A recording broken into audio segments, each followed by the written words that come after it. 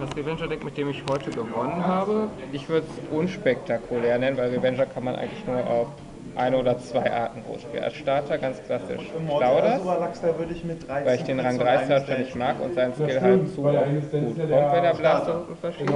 Dann 4, 8, 12 Crit, weil ich den Rush-Faktor bei dem Deck mag und Draws das für mich nicht so unterstützen. 4 Heals, einfach als Standard. Zeig ihm auf den Finger.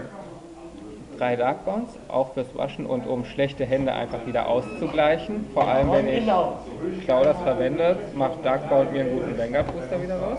4 Perfect, weil es sein muss. Ja, Alan Film. 3 Transcendent Revenger, Rush und einfach weil ein 10k Hau drauf immer gut ist. 4 Dorin für die Hauptkombo mit Blaster Dark. Die 12k Angreifer, um es vor Darkbound zu legen oder vor das, was ich mit Darkbound hole, oder um Crossrider zu verkloppen. 4 Tautu, weil ich wie gesagt das mit Dorin als die Hauptkombo empfinde und dann 4 Tautu muss sind, um das zu suchen. Und als Rang 3 das einzige, was es effektiv gibt, 4 Mordred und 4 Form.